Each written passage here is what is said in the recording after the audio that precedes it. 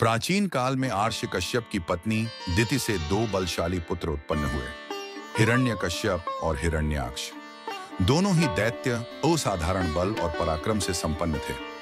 हिरण्याक्ष विशेष रूप से अत्यधिक बलवान और अहंकारी हो गया। उसने तपस्या करके ब्रह्मा जी से वरदान पाया, मेरा वध किसी देवता, दैत्य या मनुष्य से न हो। ब्रह्मा जी ने उसे यह वरदान दे दिया।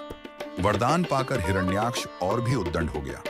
उसने देवताओं को हराना शुरू कर दिया और पूरी सृष्टि पर अपना अधिकार जमाने लगा। हिरण्याक्ष के अहंकार का चरम यह हुआ कि उसने पृथ्वी माता को उठाकर समुद्र में डुबो दिया। पृथ्वी भूदेवी को समुद्र की गहराइयों में छिपाकर उसने सृष्टि को अराजकता में डाल दिया। देवता भयभीत हो गए क्योंकि बिना पृथ्वी के जीवन का संचालन असंभव था। सभी देवता और अर्षि एकत्र होकर भगवान विष्णु के पास पहुंचे।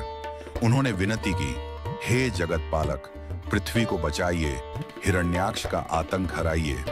भगवान विष्णु ने मुस्कुराकर आश्वासन दिया, धैर्य रखो, मैं शीघ्र ही पृथ्वी माता का उद्धार करूंगा।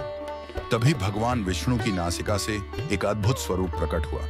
पहले वह स्वरूप छोटा था, पर धीरे धीरे वह पर्वत के समान विशालकाय वराह सुअर बन गया। उस समय आकाश में देवताओं ने घनघोर नाद सुना और सभी ने जय वराह भगवान का घोष किया।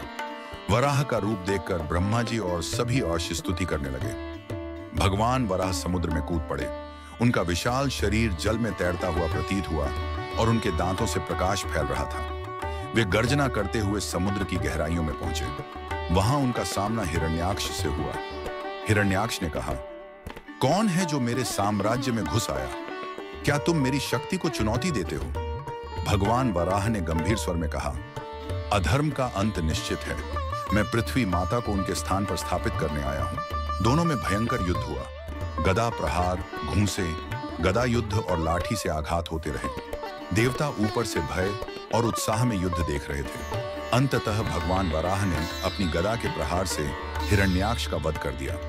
हिरण्याक्ष के अंत के बाद भगवान वराह ने अपने दांतों पर पृथ्वी माता को उठाया। वे जल से बाहर आए और धीरे धीरे पृथ्वी को जल के ऊपर लाकर उसके स्थान पर स्थापित कर दिया।